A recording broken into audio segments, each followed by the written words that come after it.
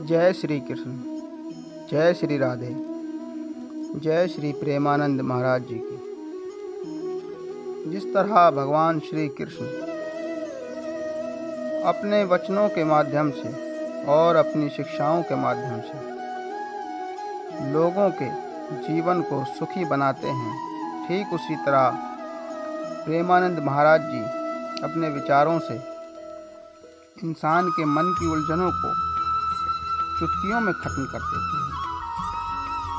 यूँ तो प्रेमानंद जी महाराज ने अपने बहुत से विचारों से लोगों के जीवन को प्रेरित किया है, मगर प्रेमानंद जी महाराज के ये 10 विचार आपके मन की सारी उलझनों को चुटकियों में सुलझा देंगे। राधा रानी के भक्त स्वामी प्रेमानंद महाराज जी के भजन और सत्संग को सुनने आज लोग दूर दूर से आते हैं।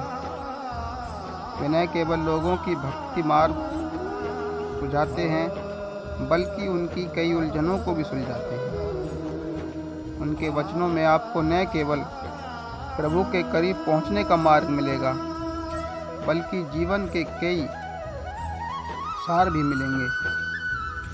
चलिए जानते हैं विस्तार से स्वामी जी के बारे में और उनके विचारों के बारे में।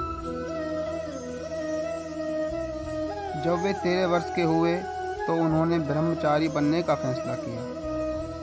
कई बार उन्हें केवल गंगा जल पीकर भी कई दिनों तक रहना पड़ा था। एक संत की यह बात सुनकर ही उन्हें वृंदावन आने की प्रेरणा मिली। कई सालों से उनकी दोनों किडनियां खराब हैं, लेकिन उसके बावजूद भी वो अभी तक स्वस्थ हैं। स्वामी प्रेमानंद जी महाराज आज के समय में वृंदावन में अपने राधा रानी की सेवा और जन कल्याण कर रहे हैं। लेकिन उनका जन्म उत्तर प्रदेश के कानपुर में एक ब्राह्मण परिवार में हुआ था। उनका बचपन का नाम अनिरुद्ध पांडे है। उनका सन्यासी जीवन आसान नहीं रहा। वो गंगा घाट किनारे अपना जीवन बिताने लगे। वो कड़कती ठंड में भी रोजाना गंगा में प्रतिदिन 3 बार स्नान करते थे।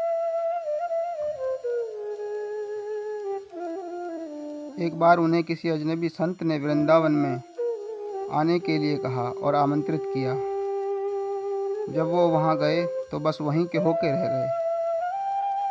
स्वामी प्रेमानंद जी महाराज ने कई ऐसे विचार दिए हैं जो आज के समय में लोगों को भक्ति मार्ग दिखाते हैं और उनके व्यवहार को उच्च बनाते हैं। प्रेमानंद महाराज जी राधा रानी के परम भक्त हैं और उन्हीं से शिक्षा लेकर वो लोगों का मार्गदर्शन करते हैं। प्रेमानंद महाराज जी आज के समय में महात्माओं के महात्मा हैं, क्योंकि उनकी प्रसिद्धि पूरे विश्व में फैली है।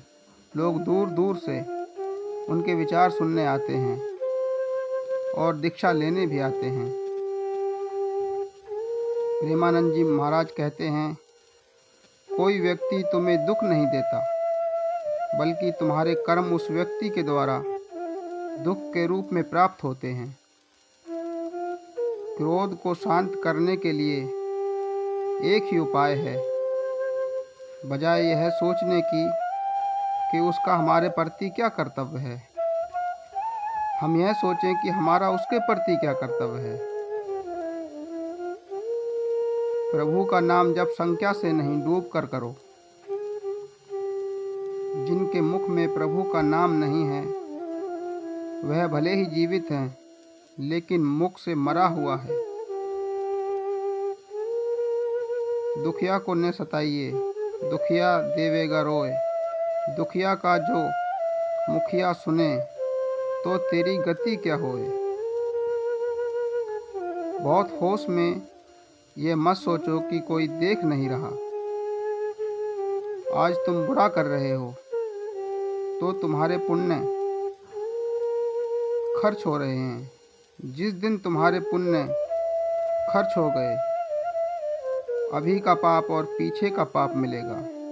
त्रिभुवन में कोई तुम्हें बचा नहीं सकेगा। सत्य की राह में चलने वालों की निंदा बुराई अवश्य होती है, इससे घबराना नहीं चाहिए।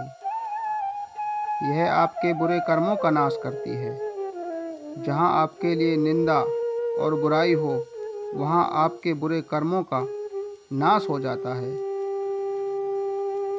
स्वयं को ईश्वर को समर्पित कर दो। यह जीवन जैसा भी है, उनका दिया हुआ है। तुम्हारे पास जितने भी साधन संसाधन हैं, वह उनकी कृपा का प्रभाव है। तुम जिसका भोग कर रहे हो, वह सब ईश्वर का है। ऐसे विचार के साथ कर्म करो, जीवन यापन करो, जीवन सुख में होगा। ब्रह्मचर्य की रक्षा करें। ब्रह्मचर्य बहुत बड़ा अमृत तत्व है। मूर्खता के कारण लोग इसे ध्यान नहीं देते हैं। हमें सच्चा प्रेम प्रभु से प्राप्त होता है। किसी व्यक्ति से क्या होगा? कोई व्यक्ति हमसे प्यार ही नहीं कर सकता, क्योंकि वे हमें जानता ही नहीं, तो कैसे प्रेम करेगा? प्रेमानंद महाराज जी तुलसी घाट पर भगवान शिव और माता गंगा का ध्यान व पूजन किया करते हैं। प्रेमानंद महाराज जी भिक्षा मांगने के स्थान पर भोजन प्राप्ति के लिए 10-15 मिनट बैठते थे। अगर इतने समय में भोजन नहीं मिला तो उन्हें एक वक्त का खाना मिल जाता था, लेकिन कई बार उन्हें केवल गंगा जल पीकर ही कई दिनों तक रहना पड़ता था। प्रेमानंद महाराज, उनके वचनों में आपको न केवल प्रभु के करीब पहुंचने का मार्ग मिलेगा, बल्कि जीवन के कई सारे